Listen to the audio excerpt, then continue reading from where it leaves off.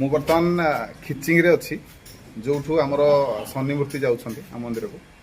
ଆଉ ଏଇ ଯେଉଁ ଜାଗାରେ ମୁଗୁନି ପଥରର ମୂର୍ତ୍ତି ମିଳେ।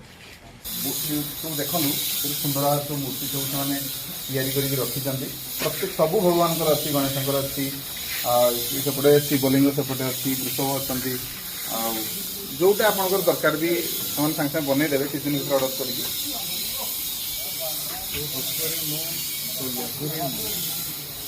କାଲି ଆଇବା ରାମଚନ୍ଦ୍ରପୁର ଥାନା ପୂଜ କରି ତ କାଟିବ। ତେଣୁ ଯେତେବେଳେ ବି ଯେକୌଣସି ଯେଉଁ ମନ୍ଦିରରେ ଆପଣ ମୂର୍ତ୍ତି ଦେବାକୁ ଚାହୁଁଛନ୍ତି ତାହେଲେ ନିଶ୍ଚିନ୍ତ ଭାବରେ ଏଇ ମୁଗୁନି ପଥରର ମୂର୍ତ୍ତି ଆପଣ ନେଇକି ମନ୍ଦିରରେ ଦିଅନ୍ତୁ, ନିଶ୍ଚିନ୍ତ ଭାବରେ ଆପଣଙ୍କ ପାଇଁ ଶୁଭ ହେବ। ମୂର୍ତ୍ତି କାମ ଚାଲିଛି, ଦେଖନ୍ତୁ ଭାଇ ଜଣେ କାମ କରୁଛନ୍ତି, ଚାଲୁ ପଚାରିବା। ଭାଇ ଏଇଟା କି ମୂର୍ତ୍ତିଟା? ଆଚ୍ଛା, এটা ଆପଣଙ୍କୁ କେତେ ଦିନ ଲାଗିବ? ଏ ମୂର୍ତ୍ତିଟା 5-6 ଦିନ ଲାଗିଯିବ। ଆଉ ଏଇ ଯେଉଁ ବୃଷଭଟା ଅଛି କେତେ ଦିନ ଲାଗିଲା ଆପଣଙ୍କୁ? এটা 10 ଦିନ ଭଳିଆ ଲାଗିଲା ନା? ଆଚ୍ଛା ଆଚ୍ଛା, ମାନେ ମାନେ ମୂର୍ତ୍ତିଟା ଆମେ ଦେଖୁଛନ୍ତି କେତେ ସୁନ୍ଦର ଭାବରେ କାରୁକାର୍ଯ୍ୟ ହେଇଛି, କିନ୍ତୁ ପରିଶ୍ରମ ତା ପଛରେ ମାନେ ବହୁତ ପରିଶ୍ରମ। ଏଇଟା ଏଇଟା ଏଇଭଳିଆ ଗଣେଶ ହବ ବୋଧେ ନା ଭାଇ?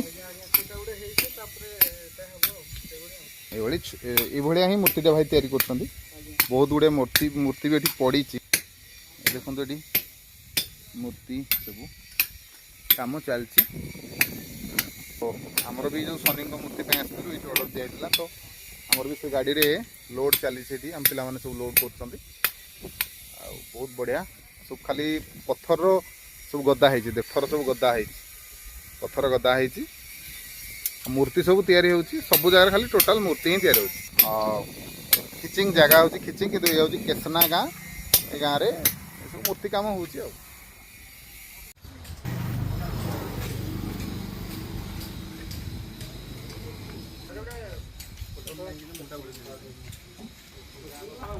କେତେ ବଡ଼ ବଡ଼ ମୂର୍ତ୍ତି ସବୁ, ଯେତେ ବଡ଼ ଚାହିଁବେ ସେତେ ବଡ଼ ସେମାନେ ବନେଇକି ଦେଇଦେବେ।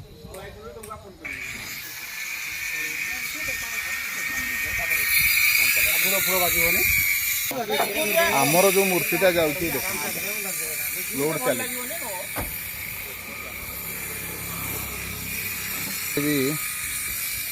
କାମ ଚାଲିଛି। ଘର ଦେଖେ କେତେ ବଡ଼ ବଡ଼ ମୂର୍ତ୍ତି ହେଇଛି, ଆଉ ଏତେ ସୁନ୍ଦର ସୁନ୍ଦର ହେଇଛି। ଇଚ୍ଛା ହେଉଛି ସବୁ କିଣିକି ନେଇଯିବା ପାଇଁ, କିନ୍ତୁ ଏହାର ଦାମ ବହୁତ।